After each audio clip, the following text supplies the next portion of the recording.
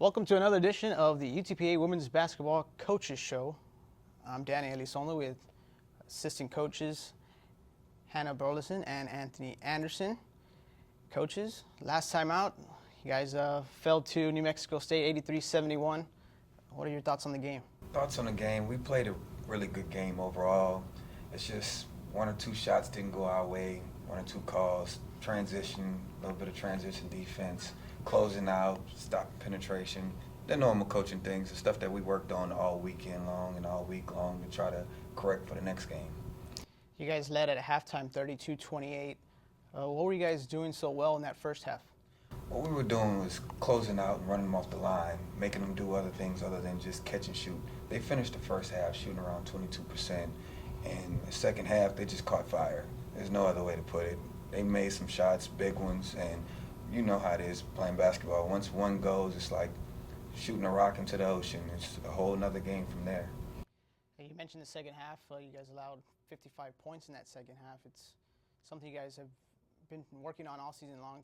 Is your defense. What can you guys do differently or could have done differently in that second half? Rebounding. They out-rebounded us by 13 at the end of the first half.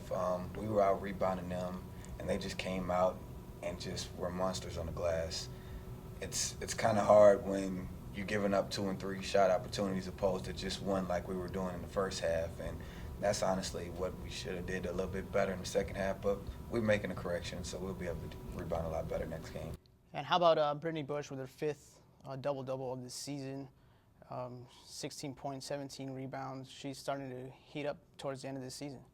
I think Brittney did from what I watched in the game, but from what I watched in the game, she's doing a much better job, obviously crashing the boards, and she did a lot better job inside. Her percentages are getting a little better. They're starting to improve. We're starting to see her finish a lot around the rim, and that's really saying a lot about her putting in the work and really concentrating and taking the coaching and actually, working to improve on that shot right around the block. For Brittney, I mean, it's been an up and down year. She started off well. She went into a little bit of a rut, but then she started to bounce out. It's the perfect time for her to start heating up, especially with 3 games left in the season.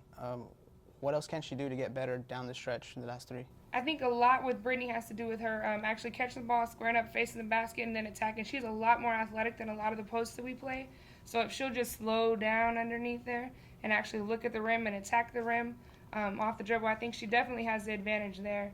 And another thing with Brittney that we saw last time against Cal State Bakersfield is she tends to get in foul trouble, and she's done a little better, later in conference about actually being composed and not, committing these fouls that are getting her in trouble and really hindering her play later on in the game.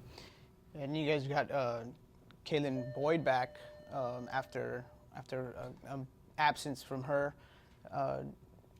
She's starting to get close to 100%, if not 100% for you guys. She had 17 points leading you guys along the way against New Mexico State. What is she starting to do well? Well, what you also don't realize in that stat line is she did have 17 points, but they don't realize she had 8 rebounds also. So it's like the fact that she's fighting. With her, it's just a part of fight, and just taking her ability, taking coaching, and actually being able to use ball screens and create and draw for other people, and actually becoming a threat, making people guard her herself. And that'll help us a lot because a lot of people will start focusing in on her, and she'll be able to penetrate and get wide open shots for wide open shooters, and that'll build the confidence for the rest of the team and get us all rolling and get us where we need to get to. It also opens up for Shantae Goff, although she only had 7 points against New Mexico State. You have Goff, Boyd, Bush, spread the floor a little bit. How does that help Goff continue to grow in her career? The more scoring options we have on offense, then obviously the more the defense is going to have to pick up on someone and commit to someone. If KK's coming in and being able to score, then they're not going to be able to help off of her as much and help Shantae. The more KK penetrates and drives, the more open shots outside that Shantae is going to have. A good thing about KK is that, like he said, she's going to fight. KK is a go-getter. She's going to look to create something on offense. She is a penetrator, and she will at least get to the free throw line or drive and dish, drive and kick. So with her being an offensive scoring threat, that's helping that really helps Shantae to get open because they're having to focus in a little bit on KK, not sure what she's going to do with the ball. She'll score it, she'll pass it, and that it allows other people on the team to get open. Now we saw Boyd with 17, like we talked about, does it take away from some of the shots that Goff has? I mean, she only took 4 shots against New Mexico State. Well, with Shantae, what a lot of people don't realize is the third play of the game, she got hurt. So it didn't take away from her shots. Mm-hmm. What happened was it kind of hindered her because we had to pull her out and kind of get her knee back going and try to get her rested. And honestly, she's had a couple days of rest. And Shantae's a fighter also. And it's like that's what we have. We have a group full of fighters. And what they'll do as soon as we think we're out and they think we're down, we'll show them, hey, we're still here in this game. No matter, that's been the story of us all season long. Going down and fighting back, and when people think it's over, it's not really over until it's over. So Shantae will be back, full swing coming up this week, and also KK will be back, Bush will be back. We'll have everybody will be back ready to go. So knee problems, little injuries, all of the little knickknacks, we're resting them this week, and we'll be ready to go on Thursday and Friday. On Thursday, you have Bakersfield. You guys lost to them earlier in the season, 74-82. They're second in the WAC. What can you tell me about them? I think them being second in the WAC is just them being second in the WAC. It doesn't really hold much clout when you come down here. I mean, we hung right in there with Seattle, and even when we went to Idaho, we hung right in there with Idaho also.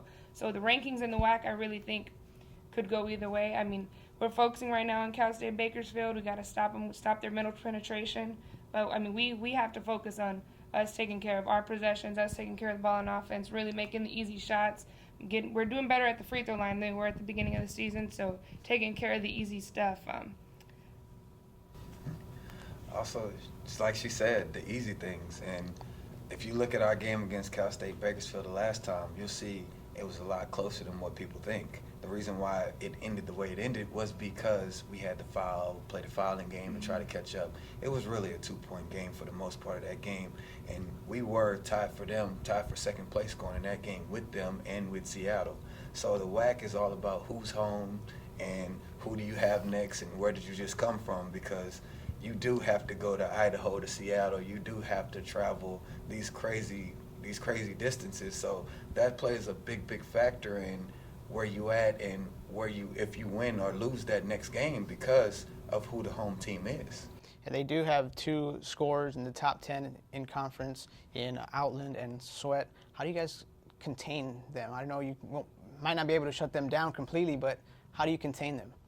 Ball pressure and more ball pressure. We've played against them. We know their tendencies. We know what they do.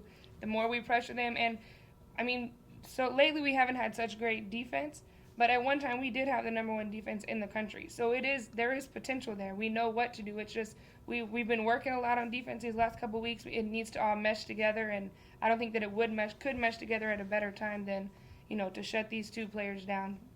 Like you said, contain them might be the better word, but to definitely hinder their play. And they're on the road. It's tough to play on the road. So I think we definitely should have some advantages going into this game. On Saturday, it's senior night against Utah Valley. I mean, Utah Valley's record is not that great, but, I mean, if you take that away, they're going to come compete. See, once again, that record stuff, every night is not the same. And for most of the season, Utah Valley also did have one of their leading scorers was hurt for a good 3 to 4 weeks. So it's no game you can take for granted.